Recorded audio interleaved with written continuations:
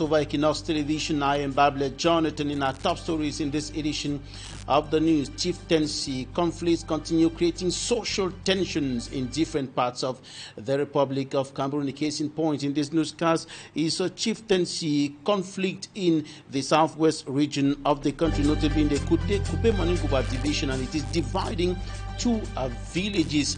And of course, we'll bring to you in this newscast the sufferings of widows in Cameroon who are subjected to cruel treatment, one over a land dispute and many others over cultural issues. Stay with us. Those are top stories.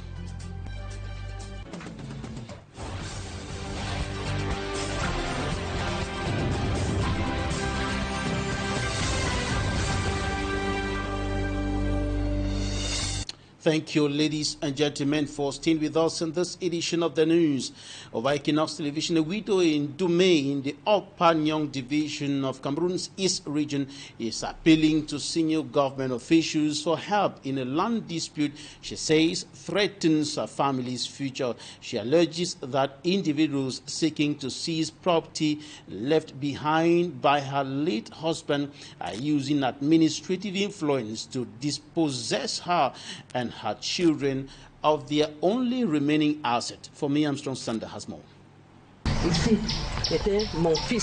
Here I buried my son Ludovic. He was about 16 years old. Over there I buried my first daughter. She was 22 years when she died.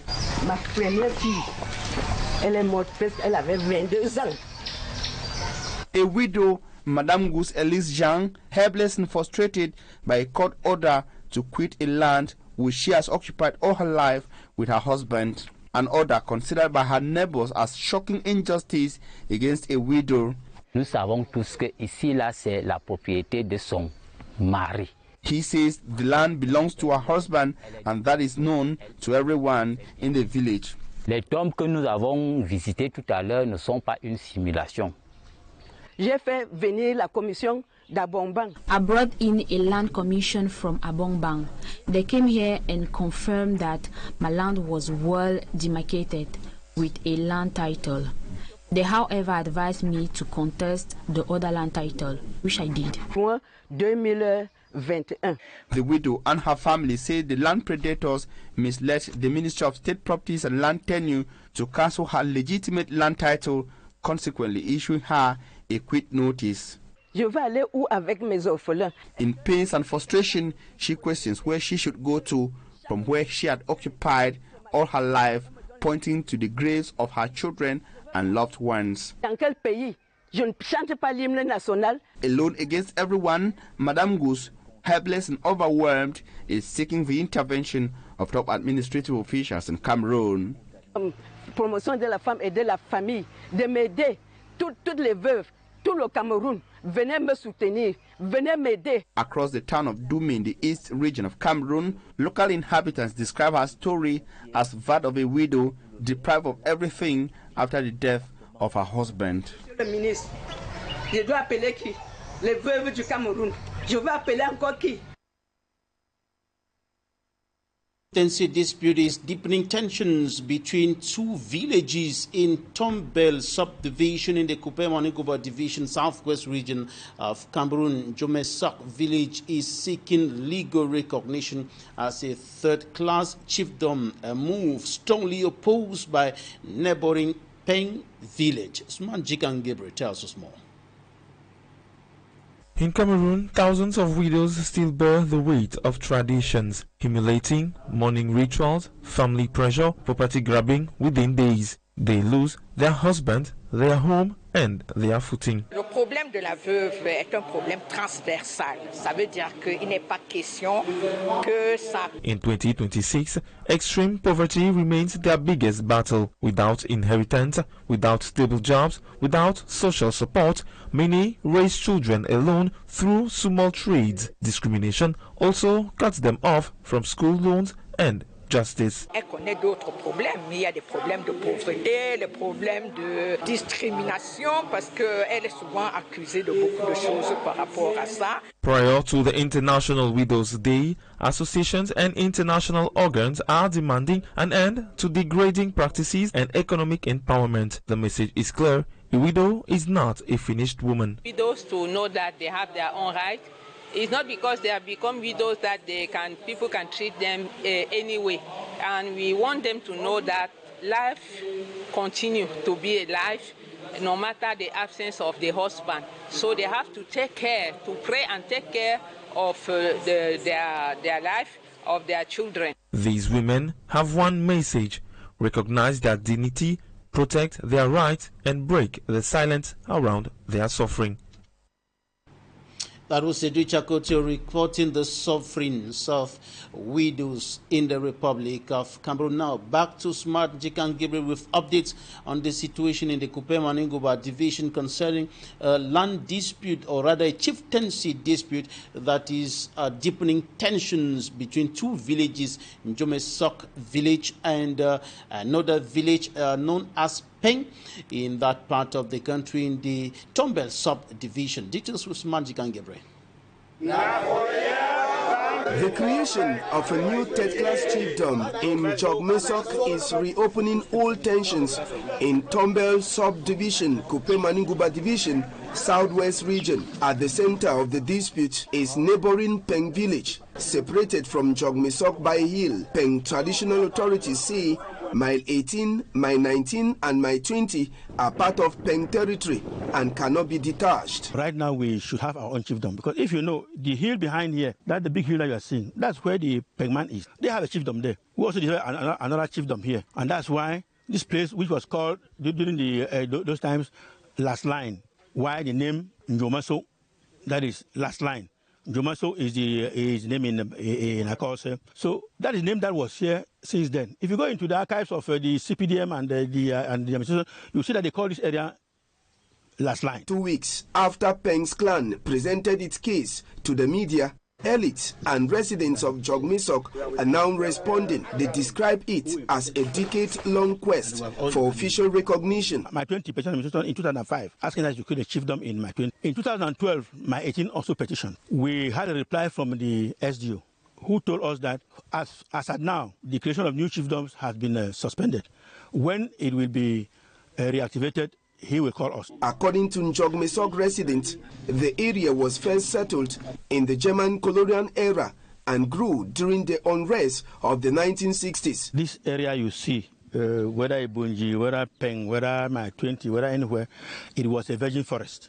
Nobody was staying here. Our parents profited with the fact that they brought cocoa. So they also started farming here, and they started getting cocoa from there and planting. These are the people who stopped the Germans from continuing with the grabbing of land on this side. They stopped them because we built here. Those people who are in Peng feared to come here because they knew that this place will be taken over by the Germans. The community, they say, developed its own identity as Jogmesok and has filed petition for recognition since 1998. Jogmesok residents say the final decision now lies with state administrative authorities, not neighboring traditional institutions, with official documents advancing the process and opposition still firm.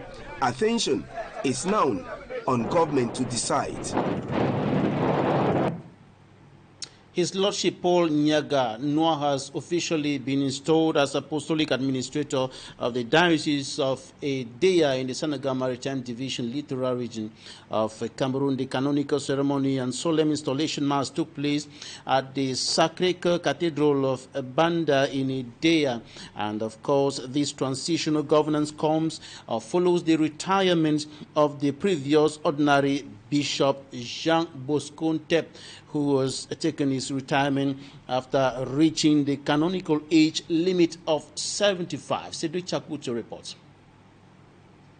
The Sacred Heart Cathedral of Edea in the Senegal Maritime Division served as a setting for a particular symbolic Eucharistic service, a Mass of Thanksgiving for the 22nd anniversary of Bishop Jean Bosco Ntep's episcopal ordination, coupled with the official installation of Bishop Paul Nyaga as Apostolic Administrator of the Diocese of Edea. The ceremony, presided over by the Apostolic Nuncio to Cameroon and Equatorial Guinea, paid tribute to the work accomplished by Bishop Jean Bosco Ntep. Came to thank God for the pastoral ministry of His Excellency John Bosco Ndep, who has been the bishop of the Diocese of Ndea for over 20 years. It has been with great service, dedication, and generosity that he has served the people of God in this diocese. And we meditated on the Gospel, we returned to the Gospel of Matthew, who repeats 15 times, "Do not be afraid," as we look forward to the future. And at the moment we have an apostolic administrator, and in due time, after due prayer, meditation, and the Word of God, Bishop Jean Bosco Ntep gave thanks to 2 decades of ministry. De remerciements au Seigneur. Je suis le 2e évêque de ce diocèse quand Monseigneur Victor est parti pour Yaoundé. He gives a clear assessment, consolidation of the diocese administrative and financial structures, while acknowledging that much remains to be done for the spiritual and material growth of the local church. Travailler, ça fait 22 ans que nous avons travaillé ensemble. Et c'est la joie. Et je voudrais remercier le Seigneur et remercier les chrétiens. Bishop Paul Nyaga placed his mandate under the sign of providence. I'm coming to work in the spirit of synodality as Pope Francis taught us, as Pope Leo XIV continues to teach us. We have to live in a spirit and work together in a spirit of synodality. I will be an instrument in the hands of the Episcopal Conference of Cameroon, National Episcopal Conference of Cameroon. Paul Nyaga, the Diocese of Edea, is thus opening a new page in his history. Now in sports, Norway has reached the knockout stage of a FIFA World Cup for the first time in 28 years. Meanwhile, Senegal's hopes of advancing are hanging by a thread, while severe weather forced the first lightning-related suspension in FIFA World Cup history. Now this is the smart side of the World Cup. Africa's champions lost 2-3 to Norway in their second group game, failing to take maximum points. Supporters are questioning the coach's decision to start Kalidou Koulibaly in defense again after Senegal also lost their opener with him out of form. The Lions of Teranga now have their destiny in their own hands heading into the final match. In Guadalajara, DR Congo's mascot Lumumba has landed. He will be in the stands to support the Leopards for their second group game against Colombia. Coach Sebastien de Sabre's side opened with a 1-1 draw against Portugal. For the first time in World Cup history, severe weather mode stopped a men's match. Lightning near the stadium forced a several-minute delay. Players warmed up for 15 minutes before play resumed about 30 minutes later. France went on to beat Iran and secured their place in the next round. Norway has qualified for the knockout stages. It's the first time in 28 years that they will play knockout football at a FIFA World Cup. And in Canada's match against Switzerland, 3,000 number 8s will be held up during the national anthem. It is a show of support for midfielder Ismael Kone, who is recovering from a broken leg. Records keep falling. Lionel Messi's brace against Austria made him the all-time top scorer in World Cup history with 18 goals. Kylian Mbappe is just 2 behind. Mbappe also holds the record for 16 goals in 16 World Cup appearances. The race for the Golden Boot may now be as heated as the race for the trophy itself. Group games are ending and the knockout picture is coming into focus. Sportsman Smartjik and Gabriel ending the first part of this news edition. Coming up next, Talking Point.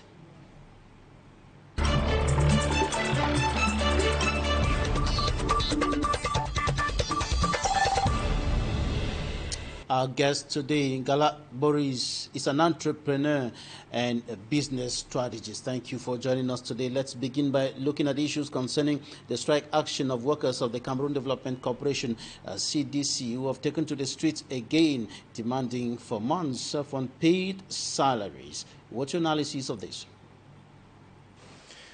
It is crystal clear that the economic business ecosystem in Cameroon has been affected by so many things.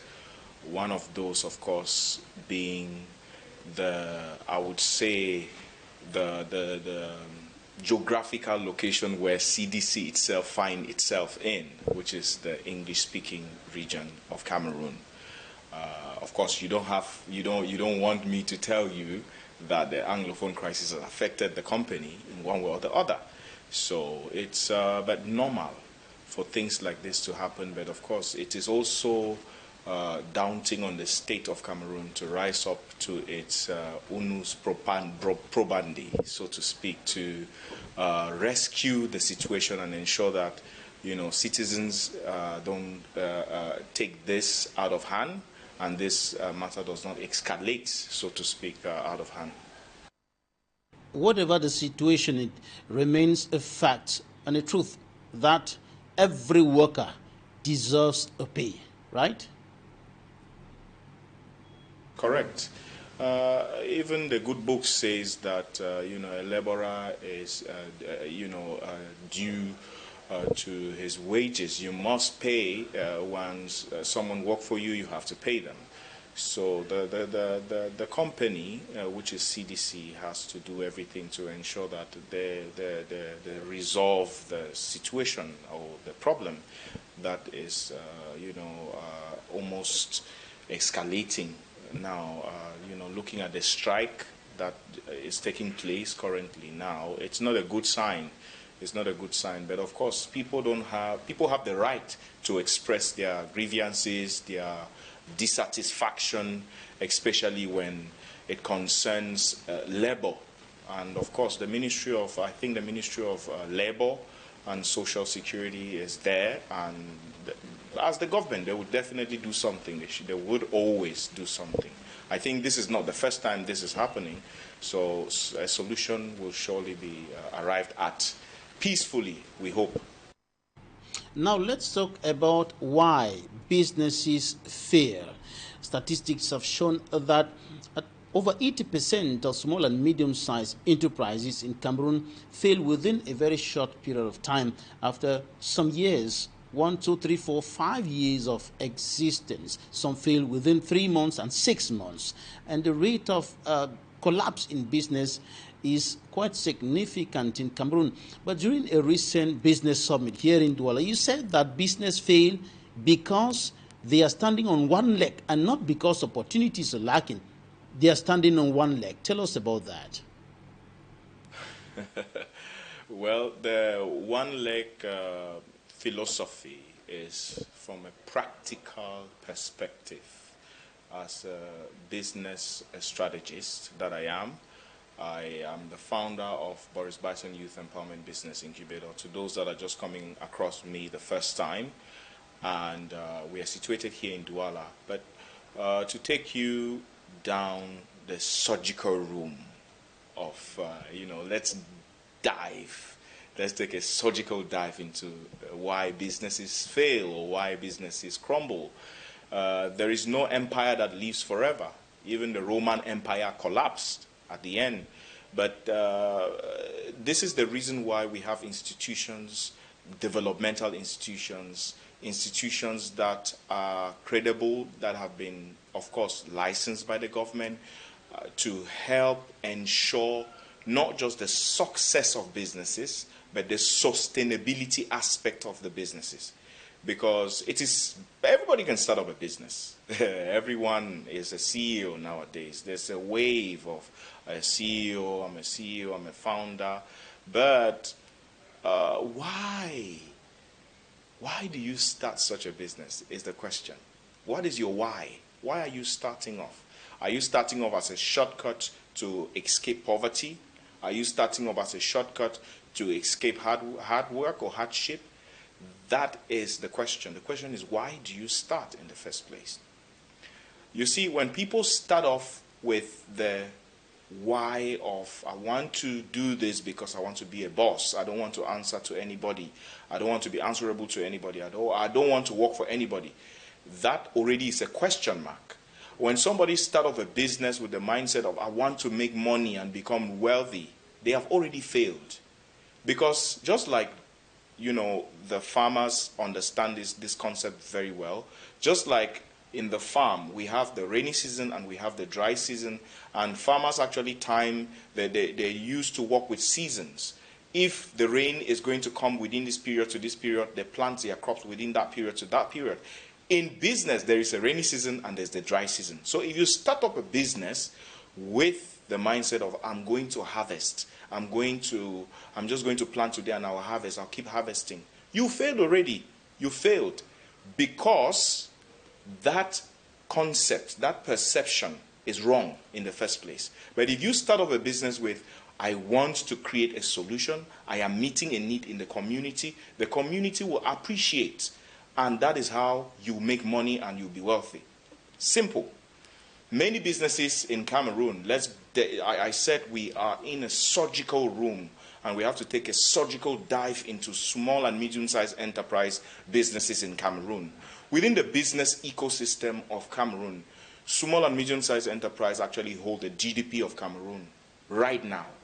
Small and medium-sized enterprises, they are the fundamental pillars of the economy of this country. But many of them are standing on what I call one leg. Before I proceed into expounding more on this, you that is watching me now, I'll ask you to do one exercise. You just stand up on your feet. Guess what? Stand up on your feet and count 1 to 25. Just stand up on one leg, count 1 to 25, and tell me how it feels, or tell the next person close to you how you felt. Was it not so? Did you not have constraint? Was it not? Is it not going to be unpleasant for you? Would you not have, unpleasant feelings and all of that, some pains and all of that?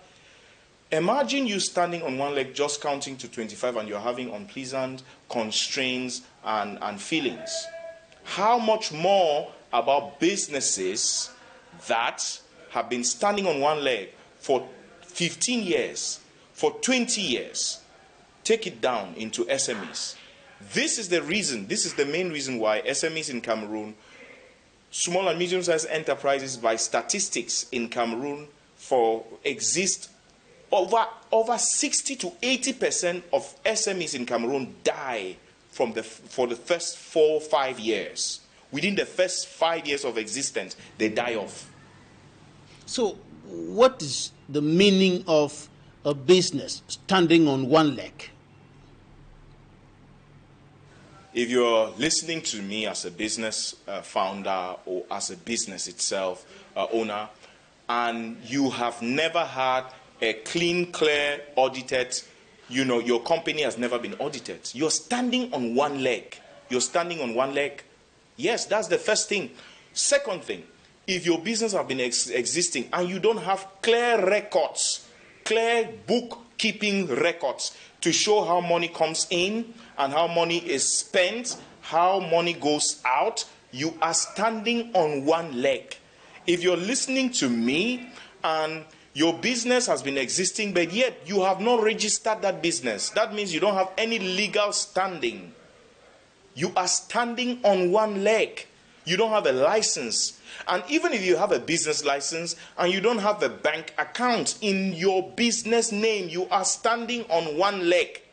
Because economies that are thriving, African economies, let's not go to the West, but African economies that are thriving, thrive between, the private sector depend on the banking sector. In order to actually to grow, you need the bank. So the bank will not give you money if your money is not going through them. If you don't have a clear-cut systems that indicates now, thank goodness, we have mobile money banking now. It means that some banks actually have mobile money APIs, mobile money apps actually linked to your accounts that you can actually do, at the end of the day, you do deposits in your accounts directly without even going to the bank. But yet you don't have bank accounts. Look at thriving economies. Well, you can say Nigeria is backward maybe because of their, the inflation that they're going through right now. But I can give you statistics of Nigerian business, SMEs, that all of them have bank accounts. Zenith Bank, Access Bank, all of this, they have bank accounts. Even a mommy put that is selling hot pot at the roadside have a bank account. Even the mami or papa that is selling granules or truck pusher has a bank account. But when you come to Cameroon, it's a total mess. We are in a total mess when it comes to digitalization, when it comes to business structuring, when it comes to systems and processes. People just do what they want. And many founders are their own CEOs, they are their own founders, they are their own COOs, they manage everything, they are the accountants, they do all the payments. This is a sign that you are standing on one leg. If you cannot be called to order, or if you cannot have a process like procedures, how money goes out from your company, and you are the Oga Kwata Kwata, you are the boss, and nobody tells you anything, you're standing on one leg. Because after you, that business will not survive. But we have to grow away from being successful to becoming sustainable. And many businesses here thrive to be successful. But the sustainability aspect of it, they are totally blind.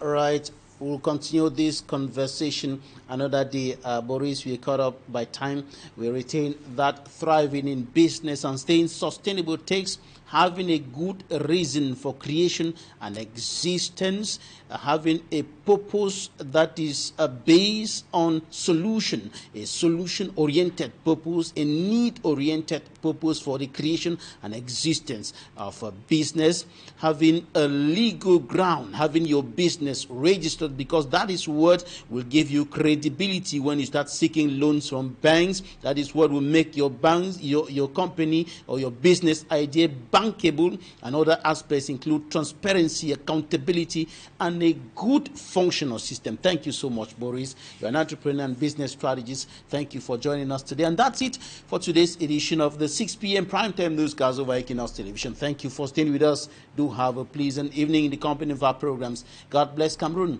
God bless Africa. Goodbye.